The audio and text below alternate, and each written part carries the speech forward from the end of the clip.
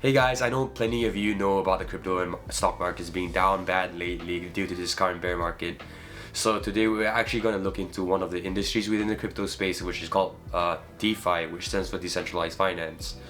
In this video we'll be going through about how did DeFi took a massive rise in 2021, and also around the mid of 2022 it took a massive fall. So we'll be going through about how did that happen, the state of the current market as well, and also what as investors can we do during this period of time. DeFi actually had been for a while in crypto, but it wasn't so popular until DeFi 2.0 came out. DeFi 2.0 actually started from a DAO called Olympus. This is when they were offering around 10,000 APY and higher towards investors who actually bought and staked their tokens on their platform. So I mean, as retail investors, you would want to invest into something that's offering a massive APY. Who would not want to gain big bags in just a small period of time? Well then, moving forward, more and more investors came on. People started posting about their gains. You see on Twitter, you see on YouTube, people saying I'm earning millions from this after a month of using this protocol. You get convinced and you would like, why not try $100 myself? That's exactly what happened, and more people keep on piling on to Olympus, and therefore their success just grew.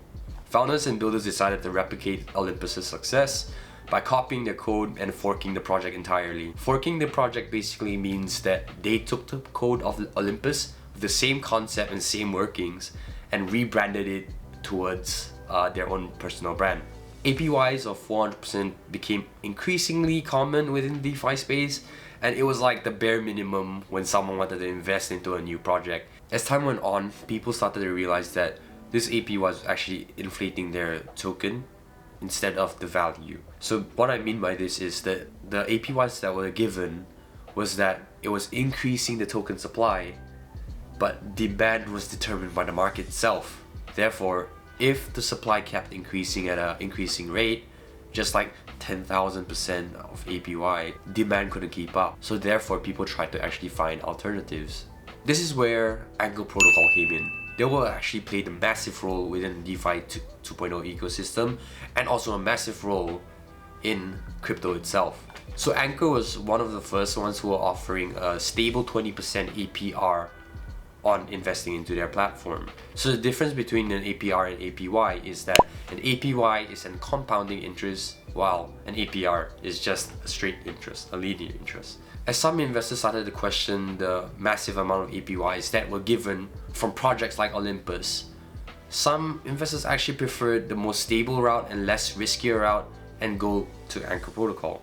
And that's where investors somehow swap their risk from high risk from being Olympus and low risk from being Anchor. With these two massive DeFi adoptions coming into play in 2021, this is where you see the rise of DeFi. DeFi had a TVL, total locked value, of 175 billion US dollars at the peak of 2021 before it all went crashing down. But you're probably wondering, where did all this money come from? Bulk of this capital actually came from institutional money, so big financial firms, hedge funds, and as well many exchanges were investing into these DeFi platforms. By the end of 2021, we had massive amount of YouTubers showing retail investors or showing their audiences how to do these kind of strategies in play to maximize the amount of APYs they can get on each platform. So strategies such as loop lending, leveraging, staking, all decided to come out on YouTube, where influencers on Twitter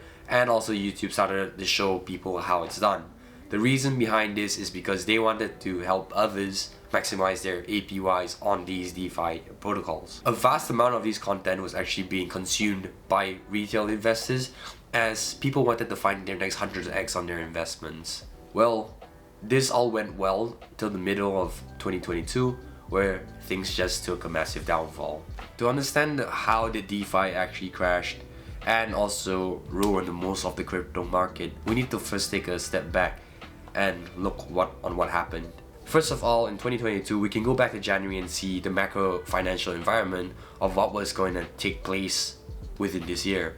UK and Germany had seen inflation rates of around 10% this year, while the US currently, at the time of making this video, it's sitting around 8.2%. So what happens when inflation is so high? regular consumers like you and me, our purchasing power actually decreases. Inflation actually means that the prices are increasing faster than people's incomes. Thus, it actually reduces our spending power, and thus meaning that we can spend less on our goods and services. This doesn't just affect people like you and me. Financial institutions and big corporations also take a hit. These corporations during this period of time would want to move their money out from risky assets and put it into a more safer place. Well, in this case, risky assets were cryptos and also tech stock. This explains why the stock market is doing so bad lately this year and crypto took a huge hit. The reason behind this is that companies do not know what the government would do in order to reduce the inflation, and therefore they took out their cash as they had fears on what could happen. And they did. The Fed basically had announced that inflation was getting out of control, and they decided to, guess what? Do something about it. The Fed increased the interest rates in hopes of bringing inflation down.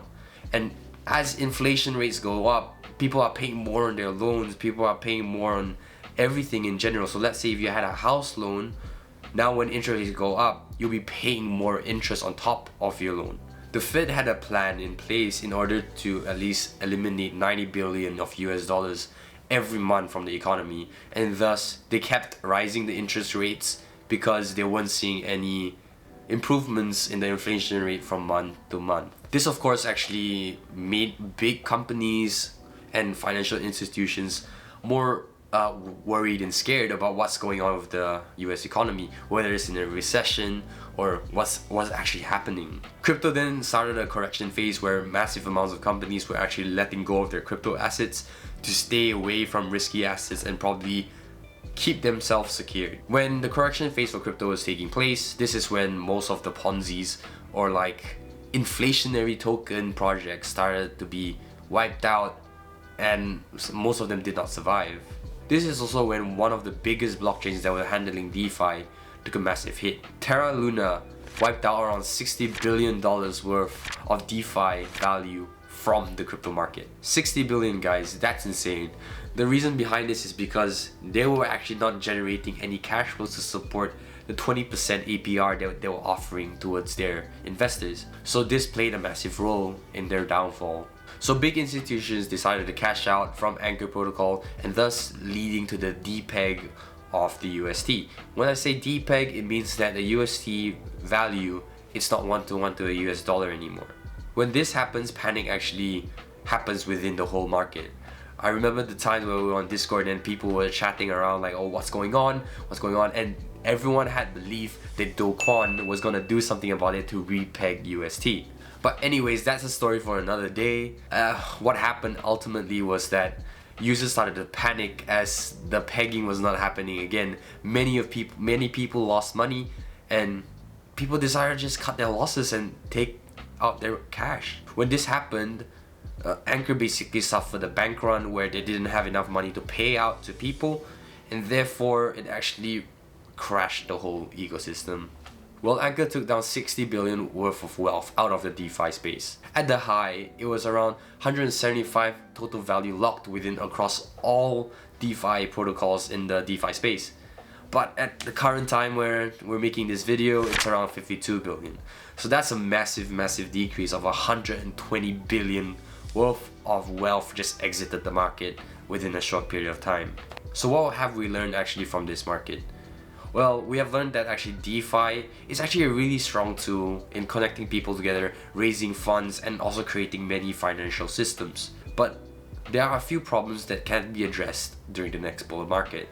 For starters, projects should actually try to generate more cash flows to their platform instead of offering massive APYs towards investors without actually generating any cash flow. The reason being is that projects can't rely on existing investors to continuously pump money to the project to support new people coming in.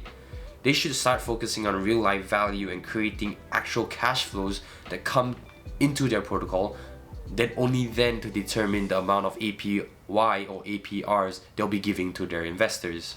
The reason Anchor took a massive hit and massive wealth wipeout was because people were actually doing a strategy called loop lending. Well, let me explain to you how loop lending actually works. It's pretty simple actually. So basically, I need to have UST. I deposited into Anchor, Anchor will give me AUST.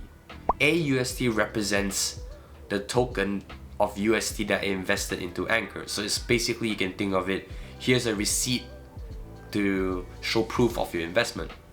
So once I have AUST, I go to another protocol, I supply AUST to be lended out. So when I supply AUST, it means I'm putting it as collateral. What happened is actually people deposited AUST into the protocol and they borrowed UST out, and therefore they repeated this process. I put in AUST, I get UST, I bring it back to Anchor, deposit it, get AUST back, and do the same process all over again. So this was one of the massive problems that we saw in DeFi, where loop lending became a massive problem, where people keep on repeating the same process trying to maximize their APYs on a single platform.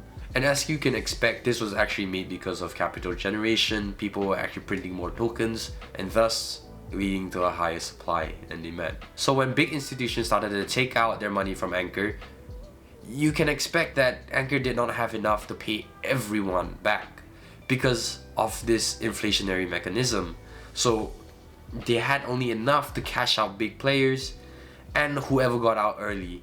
The next phase of DeFi projects should actually start focusing on things like solving problems such as accounting, logistics, maybe like capital creation, cross-border payments, more things that can actually provide a service to the community as a whole and also to the world basically.